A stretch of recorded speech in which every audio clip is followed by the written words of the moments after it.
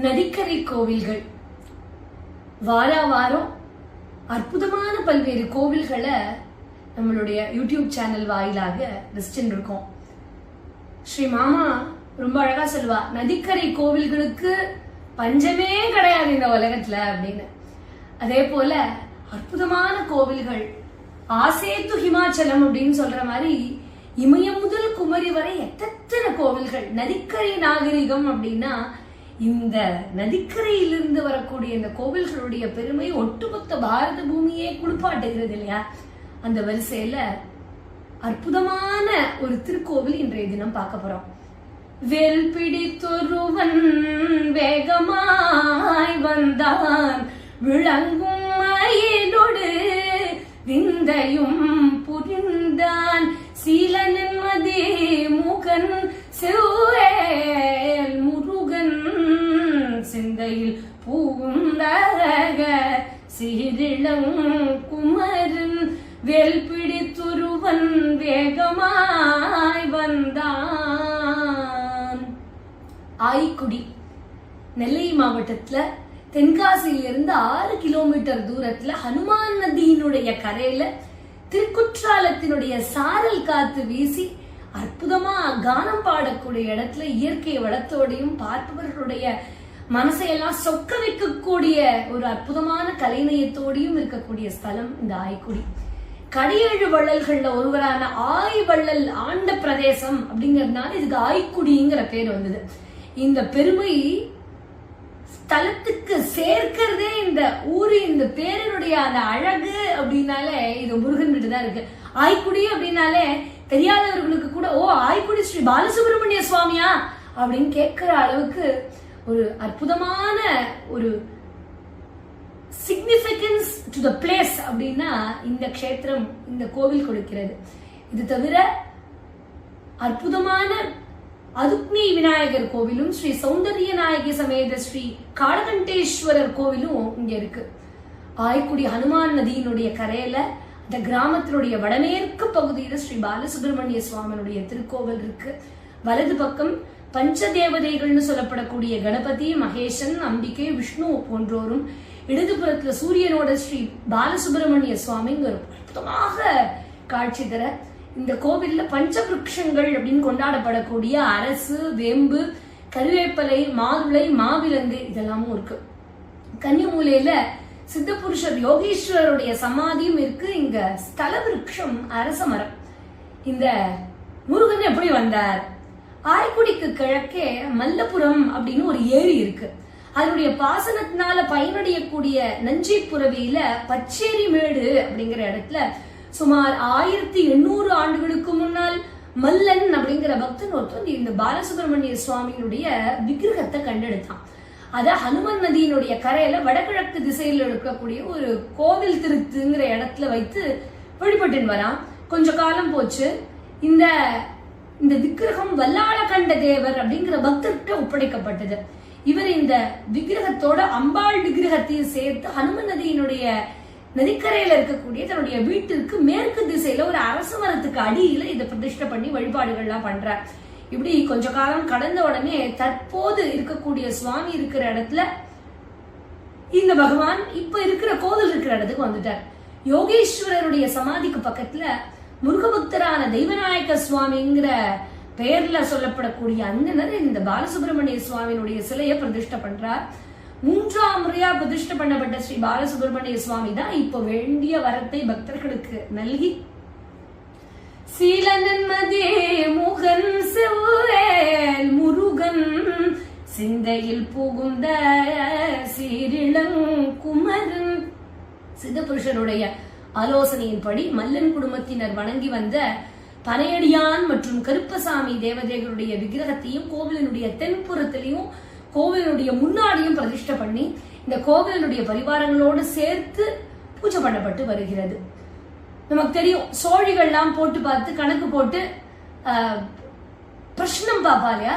அப்படி இந்த கோவில் சம்பந்தமா பிரஷ்னம் பார்த்த போது அதுல இந்த விஷயங்கள் தான் தெரிஞ்சது. ஸ்ரீ பாலசுப்ரமணிய சுவாமியை உபாசனை பண்ண ஒரு சித்த புருஷர் சுவாமியோட ஐக்கியமாகிவிட்ட போது அவருடைய சிஷ்யர் தெய்வநாயக சுவாமி தன்னுடைய குருநாதரான சித்த புருஷர் தான் முருகன், முருகனே புருஷனா நம்மளோட குருஸ்தானத்துல நமக்கு உபாசனை எல்லாம் பண்ணி வச்சாருன்னு இறுதியில ஜீவசமாதியான அந்த குரு இங்கேயேதான் இருக்கார் அப்படின்னும் கோவிலுடைய பின்புறம் வடமேற்கு பகுதியில் உள்ள ஒரு புத்து ஒண்ணுல சர்ப்ப ரூபத்துல அவர் உலாவின் இருக்கார் அப்படின்னும் அவருக்கு இந்த பிரச்சனத்துல தெரிய வந்தது. முதல்ல தெய்வநாயக சுவாமிகள் ஸ்ரீ பாலசுப்ரமணிய சுவாமியை பிரதிஷ்டை பண்ண காலம் முதல் 1931 வரைக்கும் கர்ப்பகிரகமானது ஓலை கீத்து கொட்டகையா தான் இருந்தது. கர்ப்பகிரகத்தை தவிர மற்ற கட்டிடங்களான அர்த்த மண்டபம், மணிமண்டபம், சுற்றுப்பிரகார மதில் சுவர், ஆற்றங்கரை படித்துறை இது எல்லாமே கற்களால கட்டப்பட்டிருக்கு. கோவிலை சுத்தி அழகான நந்தவனம் இருக்கு. இந்த கர்ப்பகிரகத்துக்குள்ள ஸ்ரீ பாலசுப்ரமணிய சுவாமி ஒரு முகம் 4 கைகள் கொண்டு அற்புதமா நிக்கிறார். 4 கைகள்லயும் என்னென்ன இருக்கு? வஜ்ராயுதம், சக்தி, வரதம், அபய முத்திரைகள்லாம் இருக்கு. இவர் அமர்ந்திருக்கக்கூடிய மயில் வாகனத்தினுடைய முகம் இடதுபுறம் திரும்பி ரொம்ப ஒரு அழகான ஒரு குழந்தை சுரூபமா ரொம்ப அழகா இருக்கும். மூலவர் பெயர் ஸ்ரீ பாலசுப்ரமணியர், உற்சவர் பெயர் ஸ்ரீ முத்துக்குமார சுவாமி. அப்படின்னா இங்க என்ன விசேஷம்? மூலவர் விக்கிரகம் எப்படி அமைஞ்சிருக்கோ அதே மாதிரி அச்சடிச்சாப்புல உற்சவர் விக்கிரகமும் இருக்கும். கோவிலினுடைய சொத்துக்கள் எல்லாமே உற்சவ மூர்த்தியினுடைய பேர்ல தான் இங்க இருக்கு. இந்த கோவிலில் நடைபெறக்கூடிய பூஜைகள் மற்றும் கோவிலினுடைய பராமரிப்பு இது எல்லாம் மேற்பார்வையிடுறதுக்காகவே ஒரு அமைப்பு ஏற்படுத்தப்பட்டிருக்கு. 4 அந்தண குடும்பங்களை வரவழைத்து அவற்றில் ஒரு குடும்பத்தினரை பூஜை வைப்பதற்கும் பாக்கி மற்ற 3 குடும்பத்தாரை 3 கரைக்காரர்களாகவும், முருகப்பெருமானே ஒரு கரைக்காரராகவும், 5வது கரைக்காரரா வல்லாளகண்ட தேவரும் இருந்து பூஜைகள், இந்த பராமரிப்பு, இந்த மெயின்டெனன்ஸ் இதெல்லாம் பார்த்து கொண்டார்கள் அப்படின்னு தெரிகிறது. இங்க நடக்கக்கூடிய பூஜைகள், சடங்குகள் எல்லாமே சித்த புருஷர் எழுதி வைத்து விட்டு பண்ண வைதிக முறைப்படிதான் நடக்கிறது. அந்த குடும்பங்கள் இதை பரம்பரையாக செய்கிறார்கள். சுவாமியினுடைய பூஜை மற்றும் அபிஷேகம், வைதிக முறைகள் இது அடங்கிய ஆவணங்கள் எல்லாமே இவர்களிடத்திலேயே இருக்கு. ஆரம்ப காலம் முதலே சித்திர விஷு, வைகாசி விசாகம், புரட்டாசியில விஜயதசமி, பரிவேட்டை, ஐப்பசி விஷு, கந்தசஷ்டி உற்சவம், தை 2ஆம் தேதி கணுப்பரிவேட்டை இதெல்லாம் ரொம்ப சிறப்பா நடக்கும். அதே போல சஷ்டி ஆரம்ப காலத்துல கந்தசஷ்டி உற்சவம் சுமாரா நடக்க ஆரம்பிச்சு சில நிபந்தனைகளோட கோவில் நிர்வாகத்தை திருவிதாங்கூர் மன்னரிடத்துல ஒப்படைச்சதுல இருந்து பிரபலமா உற்சவங்கள்லாம் நடக்கிறது. நித்திய பூஜைகள்லாம் ரொம்ப சீரும் சிறப்புமாக நடக்க கந்தசஷ்டியினுடைய விழாவில யாகசால பூஜை, ருத்ரேகாதசி, அடைச்சுக்கூட்டு நமஸ்காரம் இதெல்லாம் ரொம்ப முக்கியத்துவம் வாய்ந்தது. திருச்செந்தூர்ல எப்படி கந்தசஷ்டி விழா நடக்குமோ அதே போல அந்த ஆகமும் ஆய்க்குடி கோவில் நடக்கக்கூடிய ஆகமும் ஒரே ஆகமமா இருக்கு. கந்தசஷ்டி கழிந்த மறுநாள் மஞ்சள் நீராட்டு விழா வைபவமும் சப்தவர்ணமும் சேனை தலைவர் சமுதாயத்தினரால் ரொம்ப அற்புதமாக பண்ணப்பட, எப்படி திருச்செந்தூர்ல இலை விபூதி பிரசித்தம் அது மாதிரி இங்கு தரக்கூடிய அரச இலை விபூதியும் இந்த பிரசாதமும் ரொம்ப சிறப்பு பெற்றது. ஆய்க்குடி கோவில்ல ஐப்பசி மாசம் தோறும் நடக்கக்கூடிய இந்த கந்தசஷ்டி திருவிழா 7 நாட்கள் நடக்க, இப்படி ரொம்ப அற்புதமா கந்தசஷ்டி அன்னைக்கு ஸ்ரீ சௌந்தரிய நாயகி சமேத ஸ்ரீ காளகண்டேஸ்வரர் கோவிலுடைய ரத வீதிகள்ல யுத்த களமே அமைப்பார்கள்.